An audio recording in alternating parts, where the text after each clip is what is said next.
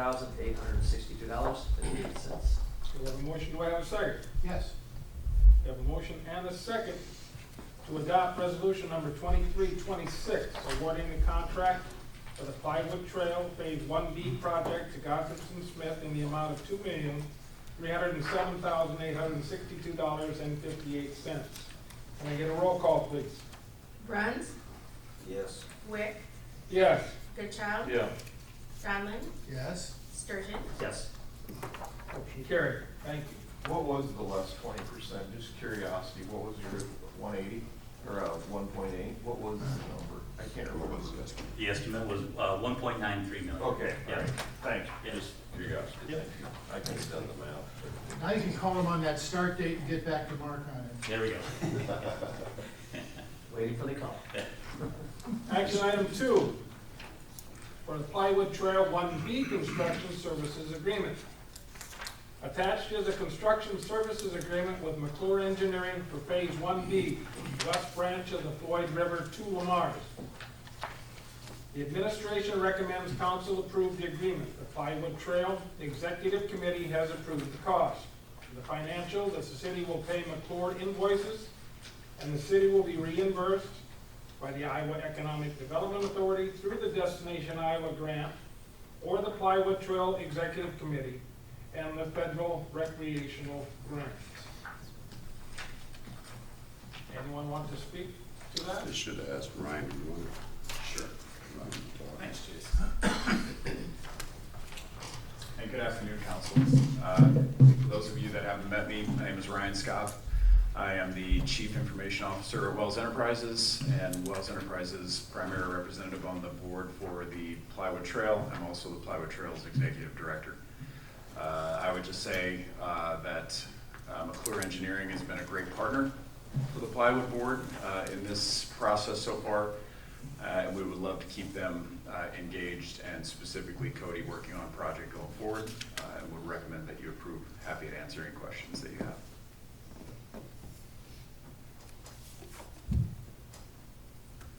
Motion to approve the agreement for construction services for PlyWood Phase 1B with McClure Engineering at a cost of $194,300. I have a motion, do I have a second? Second. I have a motion and a second to approve the agreement for construction services for the PlyWood Phase 1B with McClure Engineering at a cost of $194,300. All those in favor say aye. Aye. Those opposed, same. Motion carried. Thank you. Thank you. Somebody else from McClure. Cody and I just met out in the parking lot, just randomly. Well, you didn't come from the same place. Shall I read the, Yeah. thank you. He's anxious. Item 3, reverse osmosis water treatment plant project. McClure Engineering Company will be at the meeting to discuss the results of the reverse osmosis RO pilot studies that were conducted over the last year. A pilot study was required by the Iowa Department of Natural Resources to verify the system's process would work. McClure Engineering Company has also completed the preliminary design of the full-scale RO system. Attached is amendment number 1 to their engineering services agreement to get the project through final design. Current schedule anticipates a December 2026 completion of the project. The recommendation is the administration recommends council approve the amendment to the agreement. The financial will be that the amendment adds up to an additional $1,621,500 in fees to the agreement. I handed out, what? Yeah, does everybody have copies of the, okay, I do have some extras here, if anybody needs one. But yeah, good afternoon, Mayor and Council. My name is Michael Washburn with McClure. Our team has been working with the city on the drinking water project for the last 18 months, and so we just wanted to give you an update on where things stand and what we're recommending as a path forward. So I thought it would be good to rehash why the city's doing this project. Primarily, This is being driven by new EPA regulations for water quality, specifically a chloride limit at the wastewater treatment plant. Chlorides come from primarily water softening systems. And so that's what we're trying to solve here with this project. In doing so and solving that problem, we also are able to significantly improve the drinking water quality for all of your customers. So what we're talking about mainly is reducing the hardness of the water. Right now your hardness is around 32 grains. This project would lower it by about 75% to around 7 grains. And we'll touch on some of the benefits that has to all of your customers. The third goal is make sure you have enough potable water to meet your long-term needs for growth, and so you can continue to develop your industrial parks, build new subdivisions, and be able to have water to serve your customers. Want to touch on the pilot study results. If you flip to the third slide. So a pilot study is basically a small-scale version of the full-scale plant. It is required by the state to do a pilot study, and what you're trying to do is test the system, make sure it's going to work, and really optimize the design. So we tested a nanofiltration membrane that was designed for cost-effective hardness removal, as well as radium removal. We tested 3 systems over 18 months from 3 different manufacturers. We tested multiple treatment schemes and really collected a lot of valuable data that is going to help really optimize the full-scale design. I do want to give a kudos to Rich and his staff. It's not typical you spend 18 months testing this type of equipment, and his staff really did a tremendous job. We couldn't have done it without them. They were fully invested, spent a lot of time, extra time and energy making sure this thing worked well. And hopefully they learned a lot too. That's going to help them operate the full-scale plant. So I thought that was something that should be mentioned. I think one of the highlights from the pilot study is that we were able to operate at a 90% recovery level. Most RO systems are 80 to 85%. That was our target. But with some new technologies and upgrades, we were able to demonstrate 90% recovery, which means we're only wasting 10% of the water. So that's one of the main drawbacks of these systems is the amount of water that gets wasted. But a 90% recovery is very high, so that's less water we have to pump out of the ground, less water that ends up going to the wastewater plant. So I was very happy with that result. Flipping to the next slide, just some things about the preliminary design of this new plant. I'm looking at the site plan here. So we're going to keep the existing plant. That is going to continue to be used, but we're going to plan to build a new building on the current site. It's about a 10,800 square foot precast concrete building is what we're planning for. This plant, day one, will have the capacity of over 6 million gallons of water per day. And I think right now, Rich, your summertime peaks are 5 to 5.5. Yeah, we had one day at 5.7, but usually about 5.3. Yeah, so day one, 6.3 million gallons per day. The plant can be expanded to do over 10 million gallons per day with additional skids. So I feel good about having enough capacity. And then just wanted to show you the floor plan of kind of what we've laid out. Also, there's a photo. So this photo, we went down to a similar plant in Alabama. We took the plant staff down there to talk to their operators, and that's kind of what the skids, these membrane skids, look like. But in the building, we're going to have chemical storage. We're planning for some office space. That's going to give the water department more storage space in their current building. But it's mainly one level. There will be 4 skids today with room to add 2 more in the future. So that's just kind of what the floor plan looks like. We talked about different building materials. So we looked at like a pre-engineered metal building. We looked at precast concrete. We have some photos in here of some precast concrete plants we've done here recently. Grimes, City of Fort Dodge, and Adel. And I think, long term, in terms of building maintenance and longevity, the city's better off going with precast concrete. And that's kind of what the water committee felt as well. So that's the direction we're headed with the building material. Want to touch on the Well 15 project. So really this project is a replacement for Well 7, which is on its last leg. And we're going to need this well to meet those demands and the capacity of this plant. So as you recall, we just recently completed Well 14 on the south end of town, right off of Lincoln Avenue. We're looking at putting Well 15 initially on the very southeast corner of the industrial park. There's 200 feet radius around the well that has to kind of be designated for wellhead protection. So, that needs to be factored in.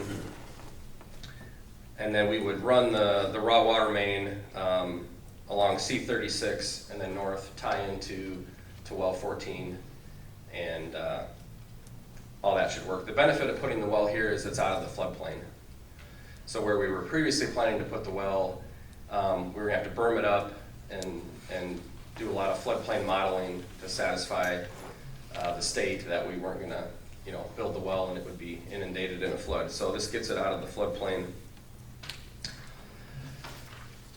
In terms of costs, what we're looking at right now, our current estimate for the treatment plant, we're at $23.8 million. And then for the well, just over $2.2 million. And then we're, factoring in contingency and construction escalation.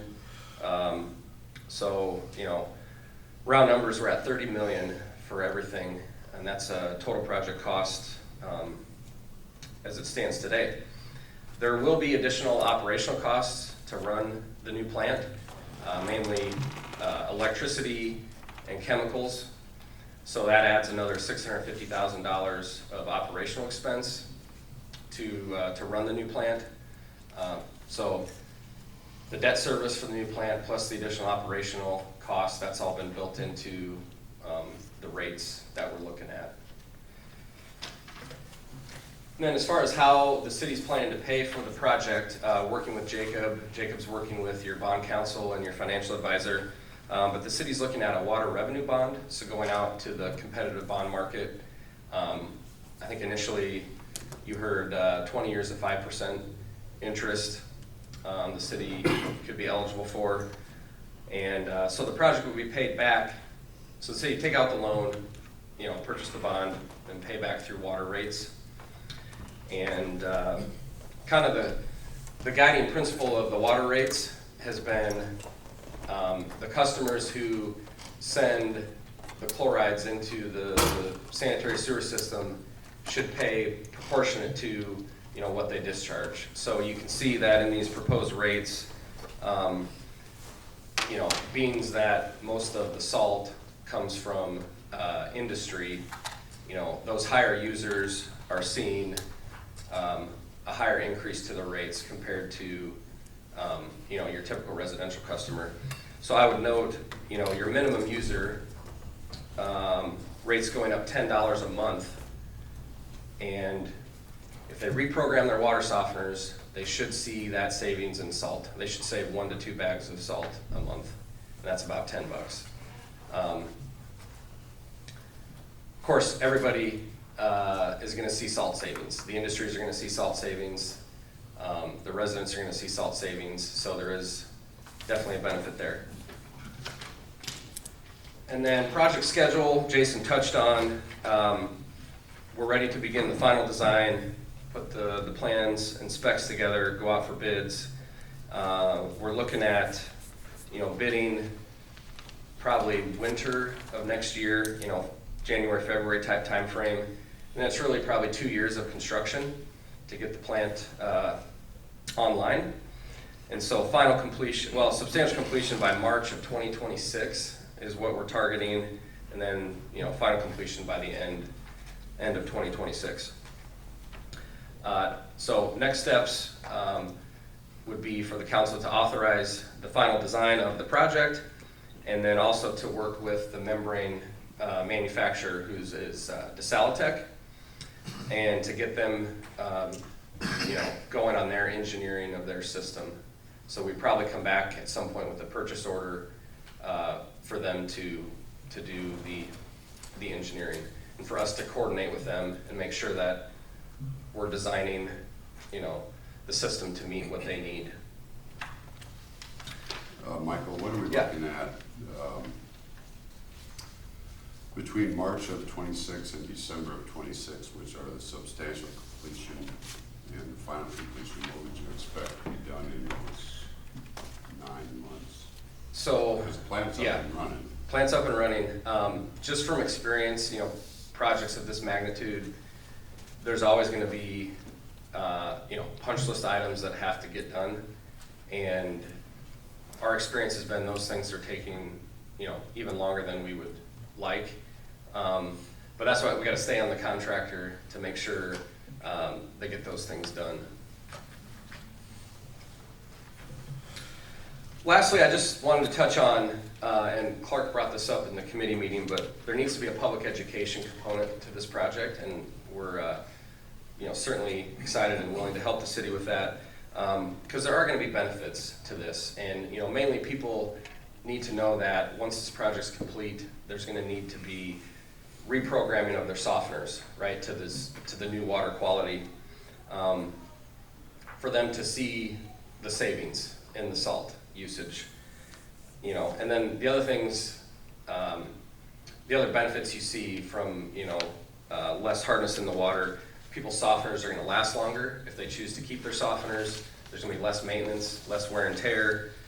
There's decreased scale that builds up on your hot water heaters.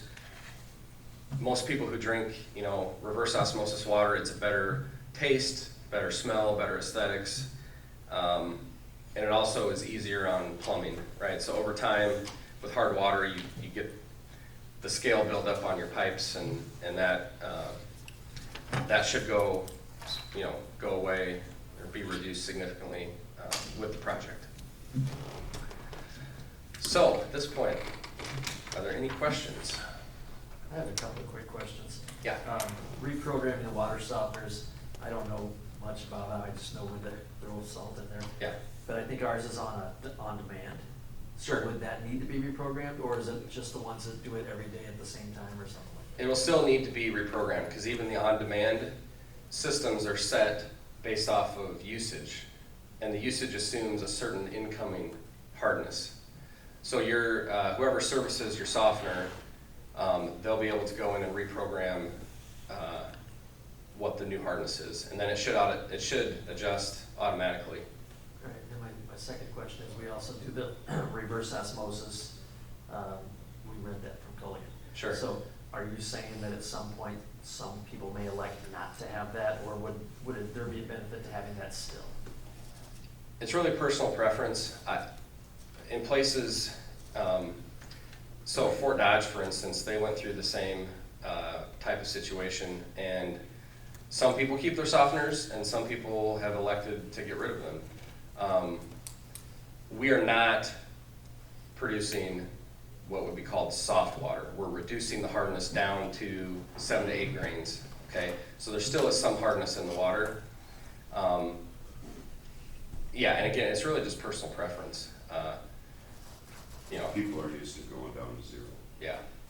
So if that's what you're used to, that's probably what you're going to stick with. But you should see a significant decrease in the salt that you have to purchase. And your filters in the RO should last longer. Yeah. You're not getting 100% RO water either, because it's gonna be blended. So it won't be 100% RO. The operation and maintenance cost, does that include the need for replacing the membranes over time, or is that gonna be extra? That's built in. So we have about $50,000 built into that $650 to set aside for membrane replacement. Typical life of membrane is 5 to 10 years. So, but yeah, we do have that factored in.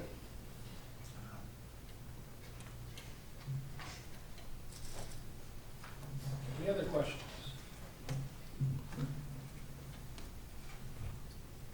Okay, thank you, Michael. Okay. Michael, that, 10% waste, Rich, you're in the crowd too, and Doug, that actually aids in our wastewater anyway, in dilution, doesn't it, Doug? Or is it higher concentrated? It doesn't, I'm just curious. It depends how you look at it. If we're treating highly concentrated waste, we don't want to dilute it. So depending on where we're at, treating it in the plant, yeah, Okay. it could help, and could hurt, let's be honest with you. Okay. All right, I was just curious. Thank you. Thank you. Then I would entertain a motion.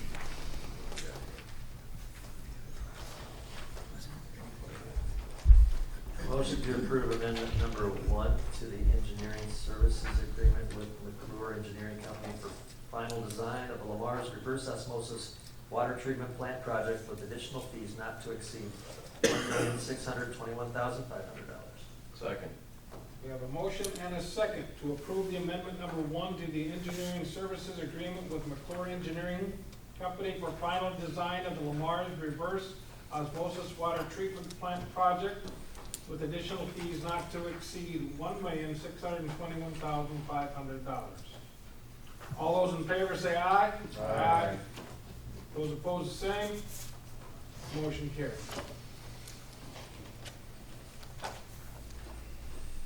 Thank you, Michael. We move on to item 4. Bolton and Menk Airport Professional Services, CATEX. Attached is an agreement with Bolton and Menk to perform work associated with the proposed taxiway to 2 new proposed hangars. Services to be performed are related to an environmental review, CATEX categorical exclusion. The administration recommends council approval of the agreement. The lump sum cost of this, $47,600, may be reimbursed by the FAA.